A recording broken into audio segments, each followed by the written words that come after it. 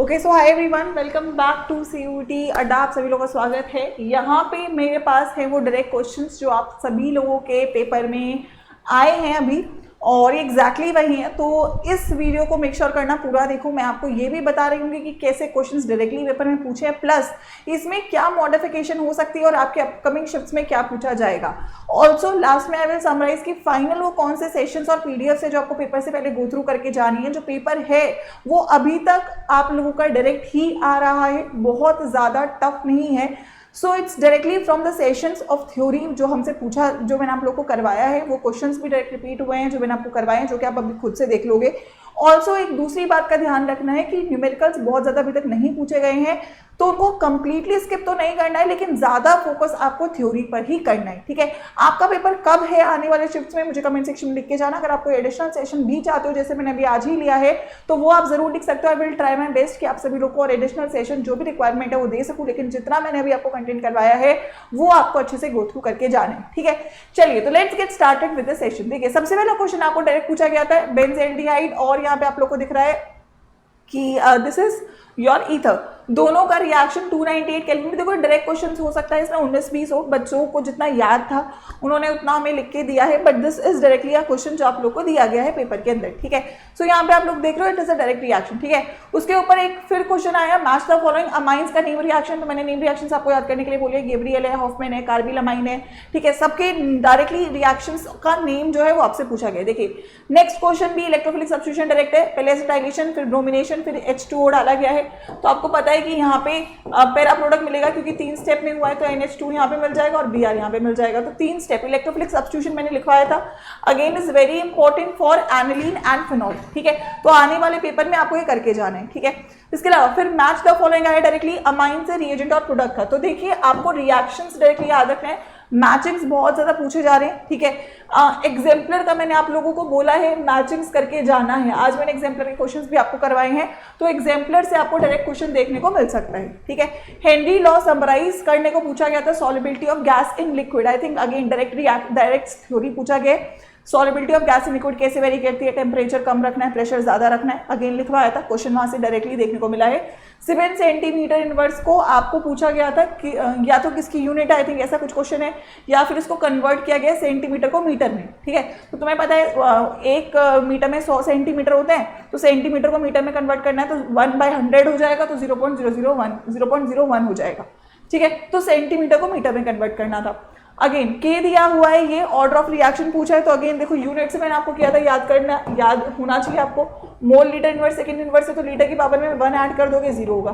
तो ऑर्डर का question unit से पूछा गया है, आने वाले सेट्स में भी देखने को मिल सकता है। ठीक है, उसके बाद डायरेक्ट क्वेश्चन आया मैच द फॉलोइंग पूछा गया है एप्लीकेशंस। ठीक है, आप लोग को एप्लीकेशन बेस्ड क्वेश्चन पूछा गया। अगेन एप्लीकेशन बेस्ड क्वेश्चन आपको ऑर्गेनिक में बहुत ज्यादा आ रहे हैं। कमर्शियली इंपॉर्टेंट एल्कोहल, इथेनॉल और फिनॉल करके, इथेनॉल और मिथेनॉल करके जाना, और पॉलीहेलोजन कंपाउंड्स जो थ्योरी है वो अच्छे से करके जाना, वहां से क्वेश्चन डायरेक्टली पूछा गया है, आने वाले शिफ्ट में पूछा जाएगा। मैग्नेटिक मोमेंट Fe2+ का पूछा है, D6 होगा, तो 6 में 4 अनपेड इलेक्ट्रॉन हो जाएंगे, तो 4.9 हो जाएगा। ठीक है, बेंजीन से बेंज़ेल्डिहाइड डायरेक्टली रिएजेंट पूछा है, डिटरमिन कुछ रिएक्शन COHCl। ठीक है, मैच द फॉलोइंग यूनिट से क्वेश्चन है, इलेक्ट्रोकेमिस्ट्री का मैंने लिखवाया है, वहां से भी डायरेक्ट क्वेश्चन पूछा है। कोरोजन को किससे प्रिवेंट करते हैं, bisphenol, I think everyone knows. KH और सॉल्युबिलिटी का डायरेक्टली रिलेशनशिप मैंने लिखवाया था, क्वेश्चन आएगा, आया हुआ है, इनवर्स होता है दोनों का रिलेशनशिप।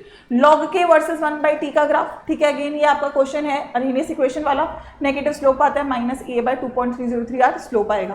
ठीक है, कैटलिस्ट का रोल, कैटलिस्ट एक्टिवेशन एनर्जी को कम करेगा, बाकी किसी चीज को कम नहीं करेगा। कैटलिस्ट से क्वेश्चन आया, aldehyde can be converted to carboxylic acid by. तो एल्डिहाइड को आप कार्बोक्सिलिक एसिड में कैसे कन्वर्ट कर सकते हो, ऑक्सीडाइज करके। Tollens test, Fehling test, iodoform भी अगर मिथाइल है तो दे देगा।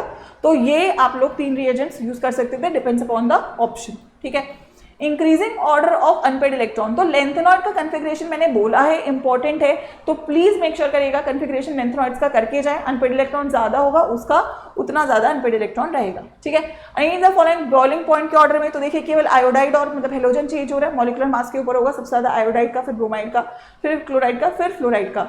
SN2 का प्रोडक्ट पूछा गया था, अगेन आपको इन्वर्जन करना होगा, SN2 के बारे में कुछ भी बोले आपको न्यूक्लियोफाइल को लगाना था। ठीक है। Arrange in the increasing order, हो सकता है बॉइलिंग पॉइंट का ही हो, तो सबसे ज़्यादा अगर मैं बोलूँ तो यहाँ पे एल्कोहल का होगा, फिर एल्डिहाइड कीटोन का होगा और सबसे लास्ट में हाइड्रोकार्बन का होगा। ठीक है। Match the following chemical kinetics, kinetics से एक और मैच द फॉलोइंग, तो मैच द फॉलोइंग बहुत सारे पूछे गए हैं। ठीक है। डी ब्लॉक में statement, correct statement type question, theoretical question हो सकता है, वो आपकी किसी प्रॉपर्टी से हो, वो डायरेक्टली पूछा गया है। ठीक है। कोऑर्डिनेशन से केस बेस्ड था, तो कोऑर्डिनेशन से आने वाले सेशन में भी पेपर में पूछा जा सकता है।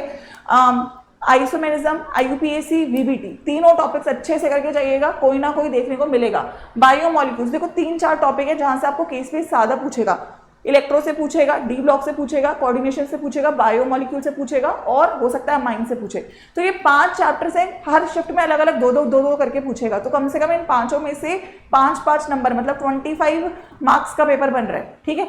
तो बायोमोलिक्यूल्स अगेन कार्बोहाइड्रेट से पूछ सकता है, कोई भी आपको पॉलीसेकेराइड, डाइसेकेराइड है ना, या प्रोटीन के स्ट्रक्चर से पूछ लेगा, तो ये अच्छे से कर ले। ठीक है। एल्कोहल पे 443 केल्विन पे क्या होता है, 443 पे केल्विन पे एल्कीन बनेगा, बट 413 होगा तो ईथर बनेगा। आईयूपीएसी का क्वेश्चन हेलो एल्केन से पूछा गया है। हाइब्रिडाइजेशन ऑफ कार्बोक्सिलिक एसिड किससे किस में चेंज होती है, न्यूक्लियोफिलिक एडिशन, मैकेनिज्म से भी आ गया क्वेश्चन। तो न्यूक्लियोफिलिक एडिशन में जो कार्बोनिल होता है, कार्बोनिल क्या होता है, sp2 हाइब्रिडाइज होता है ना, और जब आप इसे न्यूक्लियोफिलिक एडिशन में रिएक्शन कर देते हो तो इसमें sp3 बन जाता है। तो किस में चेंज हो रहा है, sp2 से sp3। So it is not tough, but you should know the reaction, right, यही इंपॉर्टेंट है। The poison of methanol can be treated by, again commercially important alcohols, methanol और इथेनॉल करके जाइएगा, डायरेक्टली क्वेश्चन आ रहे हैं। Aqua water under water में ज्यादा अच्छे से क्यों ब्रीथ कर पाते हैं, वो एक तो सॉलिबिलिटी का रिलेशनशिप हो सकता है और एक टेम्परेचर बेस्ड हो सकता है ना।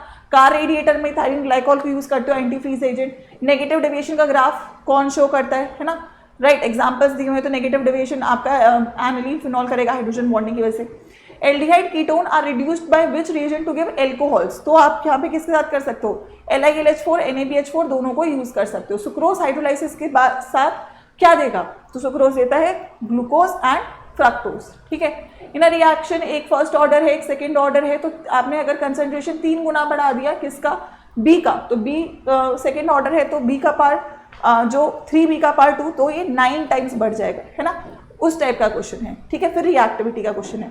सो अगर मैं यहाँ से बोलूँ ओवरऑल आप लोगों को जो फोकस करना है वो थ्योरी पे करना है। ठीक है। न्यूमेरिकल्स बहुत नहीं पूछ रहा है। ठीक है। अगेन डी ब्लॉक का एनसीईआरटी रीड करके जाइएगा, डी ब्लॉक के यूजेस अभी तक नहीं आए हैं, length and it's very important, है ना। कोऑर्डिनेशन से अगर मैं बोलूं तो आप लोगों का आईयूपीएसी से क्वेश्चन, वीबीटी से क्वेश्चन और आइसोमेरिज्म से क्वेश्चन। ठीक है। ऑर्गेनिक के लिए तो केवल निचोड़, है ना। सो निचोड़ and final attack please make sure करिए, दोनों सेशंस रटे हुए होने चाहिए। अगर ये आपने कर लिया है तो 95% तो पेपर आप यहाँ से पूरा ही निकाल दोगे। ठीक है। इसके अलावा निचोड़ 2.0 जो मैंने आपको बोला है, ठीक है, पेपर प्रेडिक्टर, और मैंने अभी आज आपको मेमोरी बेस्ड क्वेश्चन करवाए हैं प्लस आज के क्वेश्चंस, ये आप लोग करके जरूर चले जाइएगा। ठीक है। फॉर्मूलेज क्लियर होने चाहिए, ग्राफ क्लियर होने चाहिए। ठीक है। न्यूमेरिकल्स हो सकता है 20 के बाद पेपर में 1-2 देखने को मिले, बट बहुत टफ न्यूमेरिकल्स नहीं आएंगे, इससे आप निश्चिंत रहिए। ठीक है। इसके अलावा just focus more on organic reading, organic निचोड़ से बार बार लिख लिख के करो, सब कुछ इसमें कवर्ड है। Name reaction test, electrophilic substitution reaction, nucleophilic addition reaction, SN1 SN2, acidity, basic nature, diazonium salts, ये सब से क्वेश्चन बार बार पूछ रहे हैं। ठीक है। और फिजिकल में अगेन वही मैं बोलूँ, थ्योरी ज्यादा है तो थ्योरी मैंने अच्छे से लिखवाई है, वहीं से रिवाइज करते चलो। बाकी सारी जो पीडीएफ है तुमको पता है, मैंने ऑलरेडी आपको ब्रह्मास्त्र में डलवाई हुई है। ठीक है। आई होप सभी के पास ब्रह्मास्त्र है। ठीक है। ब्रह्मास्त्र आपको कहाँ से एक बार चेक करना है, ऑल कोर्सेज में जाना। ठीक है। यहाँ पे यूजी पीजी में साइंस सेक्शन में ई बुक्स में चले जाना। ठीक है। ई बुक्स के सेक्शन में फिजिक्स, ये केमिस्ट्री भाई ऋषि मैम सारी पीडीएफ है, और ये जो मेमोरी बेस्ड का ये पीडीएफ होगा ये भी मैं इसी में अपलोड करवा दूंगी, और जो मैंने मेमोरी बेस्ड के क्वेश्चंस करवाए वो भी मैं इसी में अपलोड करवा दूंगी। तो एक ही जगह पे आपको सारी पीडीएफ मिल जाएंगी। ठीक है। बेसिक फीस है, इसका कुछ फीस खास है नहीं, इट्स जस्ट दैट कि आप लोग का रिकॉर्ड यहाँ पे सेव हो जाता है। सो इट्स वाईफाई 13 के साथ आप इसको ज्वाइन कर लेना। जो भी प्राइस यहाँ पे आ रहा है 81 रुपीज़ जो भी है ये, वो पे करके अपना ये जो पैकेज है रख लेना, जिनका पेपर स्पेसिफिकली अगले 2 दिन बाद पढ़ रहे हैं ना, मतलब 20 से 30 के बीच में है, उनके पास तो मैंडेटरी होना चाहिए। ठीक है। बाकी आपको कुछ और एडिशनली चाहिए तो you can just right it down in the comment section. मैंने इतना कंटेंट आपको यूट्यूब पे करवा दिया, प्रतिज्ञा बैच वाले बच्चों के पास तो नोट्स है ही, बट यूट्यूब पे भी मैंने आपको इतना लिखवाया हुआ है, निचोड़ करवाया हुआ है, निचोड़ 2.2 करवाया हुआ है, पेपर प्रेडिक्टर करवाया है। अगर आप ये करके जाओगे आपको पेपर में कोई दिक्कत नहीं आएगी। बाकी अच्छे से पेपर देना, शांति से, है ना, दिमाग ठंडा रखना है। पेपर टफ नहीं है, बस आपको उसे टफ बनाना नहीं है ना, that is the only thing you need to do. बाकी मेरी बेस्ट विशेस आपके साथ हैं। I know you are going to do very nice. मेरी ईमेल आईडी पे अपने पेपर रिव्यूज को जरूर शेयर करो, ठीक है, ayushi.sharma@247.com। I try to talk to every one of you and all the very best. अच्छे से करके आओ, पेपर आसान आ रहा है, सब कुछ सेट है, बस तुमको जाके वहाँ पे नंबर लेकर आने हैं। ऑल द बेस्ट बच्चों।